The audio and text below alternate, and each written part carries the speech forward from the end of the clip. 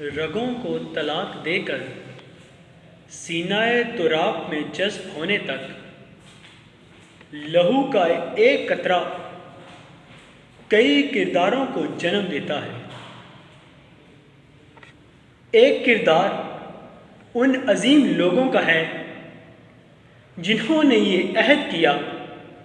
کہ آج ہم عثمان غنی کا بدلہ لیے بغیر یہاں سے نہیں جائیں گے۔ ایک کردار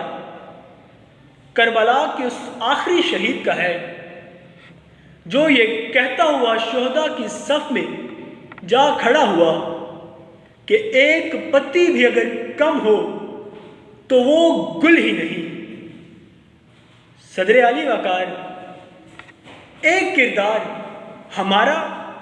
یعنی اس امت مسلمہ کا ہے، وہ امت مسلمہ کہ جسے شجر سے پیوستہ رہنے کا سبق دیا گیا تھا، جسے یہ کہا گیا تھا کہ تمام مومن ایک جسم کی مانند ہیں، مگر ہم نے کیا کیا؟ ہم نے انفرادی، گروہی اور مسلکی مفادات کی ایسی لڑائی شروع کی کہ ہمارے گھروں کو ہمارے ہی چراغوں سے آگ لگ گئی، ہم کچھ نہ کر سکے۔ ہماری آنکھوں کے سامنے آسٹریلوی فوجی یہ کہہ کر افغانی بچے کو ذبح کرتا رہا کہ ہم تو یہاں امن قائم کرنے آئے ہیں، مگر ہم کچھ نہ کر سکے۔ ذیوقار کر بھی کیا سکتے ہیں؟ ارے جو لوگ ہمسائے کی مسجد میں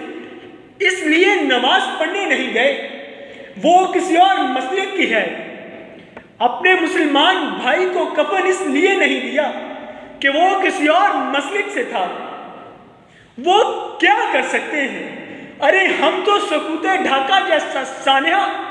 یہ کہہ کر پی گئے کہ ہمارے مفادات کا گلا خشک ہو رہا تھا، جبکہ تاریخ ہمیں یہ چیخ چیخ کر کہتی رہی کہ ڈالی گئی جو فصل خزاں میں شجر سے ٹوٹ، ممکن نہیں ہری ہو صحاب بہار سے، ہے لازوال عہد خزاں اس کے واسطے، کوئی واسطہ نہیں ہے اسے برگ و بار سے، ہے تیرے گلستان میں بھی فصل خزاں کا دور، خالی ہے جیب گل زرے کامل عیار میں، شاخ بریدہ سے سبق اندوز ہو کہ تو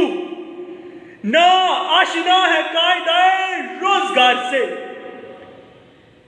ملت کے ساتھ رابطہ استوار رکھ، پیوستہ رہ شجر سے امیدیں بہار رکھ، پیوستہ رہ شجر سے امیدیں بہار رکھ۔ مایوسی گناہ ہے صدر علی وقار، ضرورت اس